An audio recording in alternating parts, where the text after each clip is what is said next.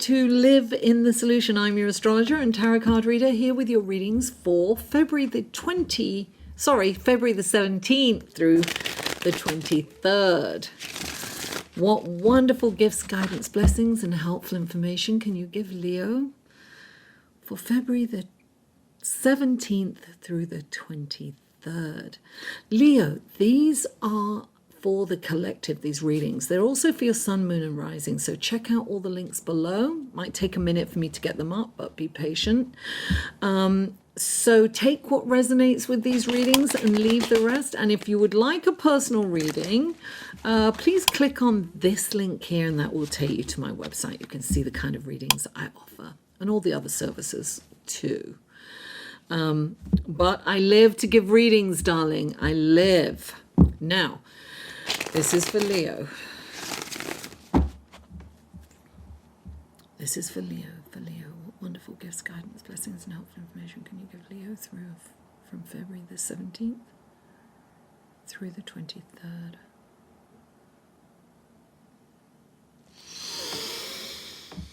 Three cards for Leo, please. 3 cards. Wow, that's 3 cards. Okay, that was the first one, second, third. Alrighty then. And now let's go to your clarifying cards. These are clarifying cards for Leo. What wonderful gifts, guidance, blessings, and helpful information can you give Leo through these clarifying cards for February the 17th through the 23rd. All right. Please clarify the 9 of Pentacles. There's definite crossover here, guys, so check out your sun, moon, and rising for sure. Please clarify the 5. Oh, 2 cards came out there. And please clarify the... Oh, very nice. Okay. Oh. Alrighty then, Leo. The first card out for you is the 9 of Pentacles. Now, the 9 of Pentacles, look, she's made all her money and she's very happy with she's very proud of what she's accomplished. The only thing I would say about the 9 of Pentacles is that she's kind of alone. So there's been a cost. There's been a cost to what she's accomplished. And so when she comes into a reading, when the 9 of Pentacles comes into a reading, I always think of, don't forsake your loved ones, your family, your friends, any kind of meaningful relationships. Don't forsake them just to be successful. So don't forget to include them on the way. So there's balance. I think you're being asked to create balance, to make time for loved ones. And the next card clarifying that is the Hanged Man. And he is hanging from the tree of life, right? So he's coming in saying, yes, you've been successful, but look upon this as in a different light. And how can you include your loved ones? How can you make time for them? How can you help them? How can you invest in them? You've invested in your career, you've invested in your business or your profession, and really you need to think about how you can invest in your loved ones and look at this whole situation from a different perspective.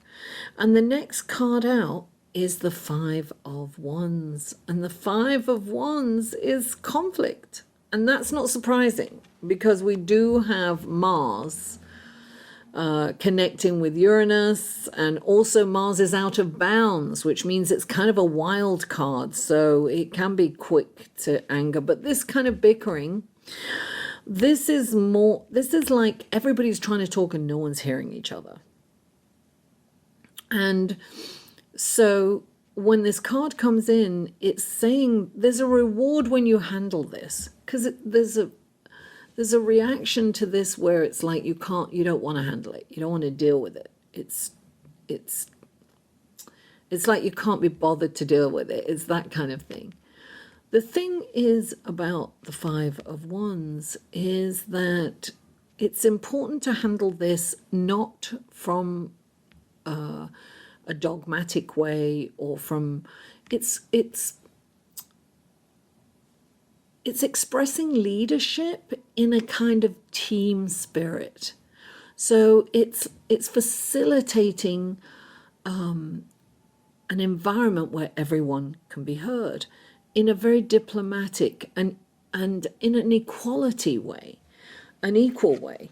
And you have two cards representing or qualifying the Five of Wands, and that is the Queen of Cups and the Emperor. The Emperor is the King of Kings, right? And he's about organizing. He's about rules and structure, right? So you're being asked to handle this with rules and structure, and it's like everybody gets a turn, right? It's putting structure into this. Everybody gets a turn, everybody gets a say without anybody else interrupting. And it's about organizing an environment where this can happen. And you've got the Queen of Cups also here. So it's about emotions as well. First of all, the Emperor is very logical, and he's very kind of, he's like a lawyer, he's like a judge, he's very kind of, logical. These are rules, this is what we do it like this. But the Queen has compassion. So be compassionate, right? She's full of compassion. She hears everyone, and she wants to help everyone. So this is really helping the team, and you will be rewarded, because even in a way, look, the very least, it will be a connection with with your team. You'll come through it stronger, all of you. You'll be stronger for this platform.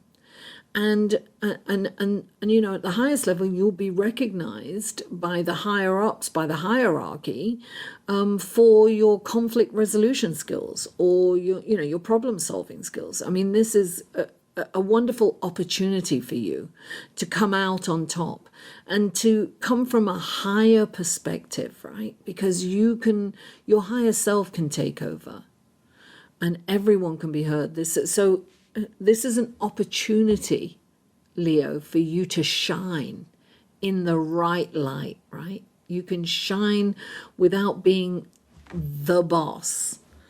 And clarify, the next card out is the Nine of Cups. And the Nine of Cups is dreams and wishes come true, right? This is beautiful energy. And the nine is like you're almost at the finish line and you really want to celebrate. I would always say, though, not to stay at the party too long. Yes, you want to celebrate success. Yes. But you must be a little conservative with that too. I always think of this, be a little, rein it in a bit. Don't go over the top, Celebrate, yes, but not like a huge party. And clarifying it is the 10 of Cups. And darling, this is nirvana. I call this nirvana. This is like the happy ending. There's a rainbow with all these lovely golden chalices. Things are really happening. Things have come to a beautiful crescendo of happiness, joy, abundance. This just is everything. This is what we all want, right? That beautiful joy, happiness, and abundance, and that connection with family, right?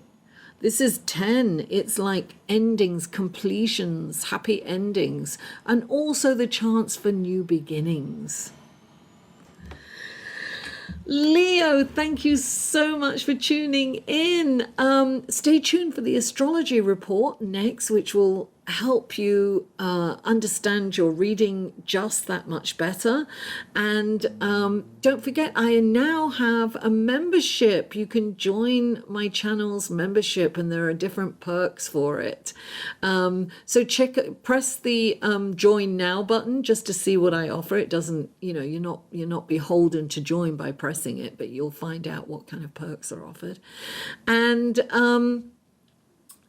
I love you all, and I'll see you on the other side.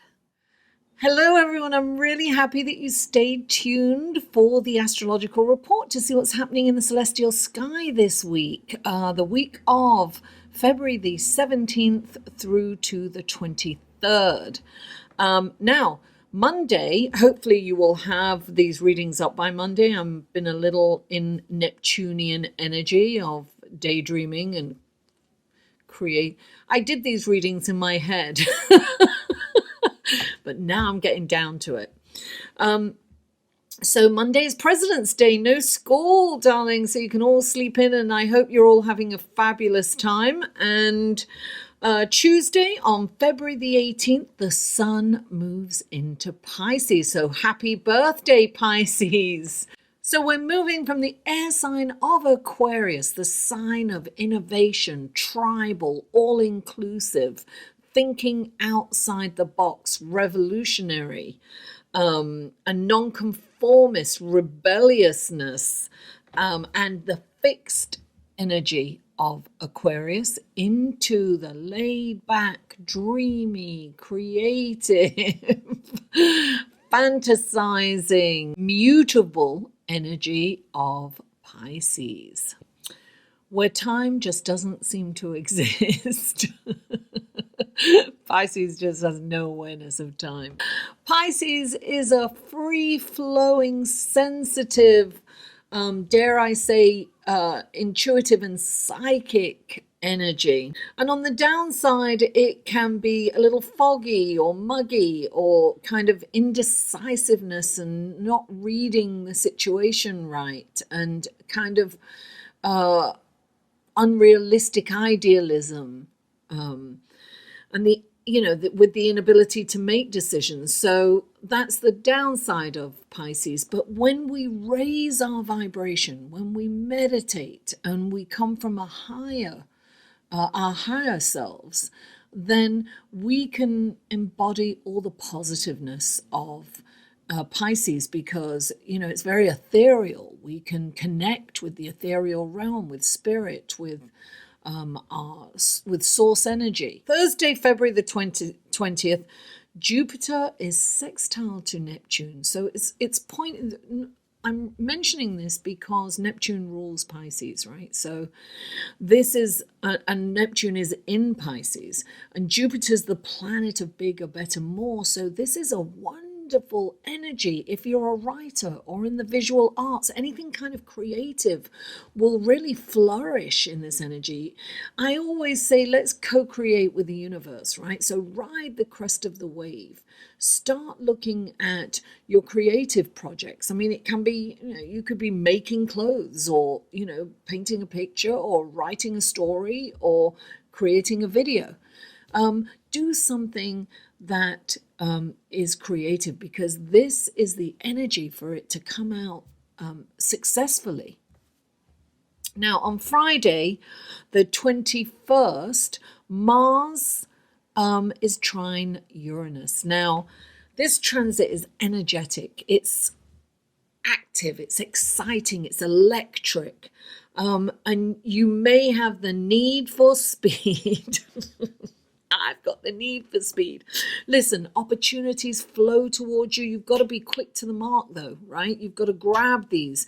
And also, trust your instinct during this time. Go with what feels right. You may have the urge to take risks, and taking risks at this time will most likely pay off. So it's probably a good time, if you're going to take a risk, to do so now. This transit can also play out romantically. You might meet someone and the chemistry can be off the charts. It's a very high libido kind of energy coming in. But the dalliances that you may engage in probably will not have any long-term lasting power with them. So just enjoy them. Enjoy it. Now on Sunday, February the 23rd, we have the new moon in Pisces. Wow. Well, listen, I'll just mention quickly that I do have a Facebook group. It's a private Facebook group, and every 2 weeks I do a live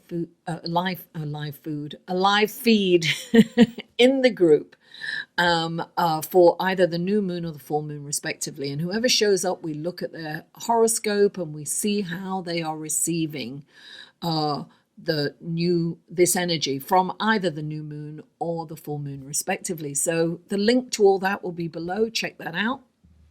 And wow, this is a sensitive, intuitive energy, right? Because we've got the sun in Pisces. We have a stellium of planets in Pisces, and we have a stellium of planets in Capricorn. This is earth and water, which is quite compatible. But there's so much going on here, and there's so many energies. We really have to keep our vibration high during this time, because we want to take advantage of the higher octaves of these planets. And in order to do that, we must raise our vibration so that we can get some moaning, complaining, bursts of anger. That's not going to get you anywhere. And listen, at the same time as this new moon in Pisces, we have Uranus in Taurus is trining the new moon, and I have to mention, those of you who don't know, the new moon is when the sun and the moon are together. So it's Uranus is trining the sun and the moon, and so is Mars. Mars is trining the sun and the moon from on the other side from Capricorn. And this is, and not only that, we have the south node right next to Capricorn. So this is kind of the past. It's kind of karmic, right? This is a karmic energy. And Mars is out of bounds. And when a planet is out of bounds, it's like a wild card, right? Out of bounds is when it's kind of gone a little further off in latitude from its usual elliptical course, right? So this is a wild card. So Mars is the planet of war, it's the planet of action too. So we have to be careful not to overreact to things, and not to react, but to respond and take a moment, right? Not, take a moment to really respond appropriately. So we can get frustrated. We can be annoyed with people. But if we really meditate and we really raise our vibration, no matter what your meditation is, practice meditation at this time. It's really going to center you, and you really will be a lot more even, and you'll be more centered and grounded. This energy is very intuitive, is very psychic. Trust your gut instincts. Really, this is electrifying energy. It's magnetic. It's sexual. It's that has an ethereal quality. This is a perfect time to connect with source, with spirit, with your guides. It really is. If you can quieten your mind, you'll hear the messages coming to you. Uranus is, connected to Kundalini, right? So it's really good to do kind of Kundalini yoga, or kind of any breathing exercises that's going to kind of clear out that energy. That will also help with the out of bounds Mars, right? It's going to, you can release that pent up energy and frustration through breathing techniques.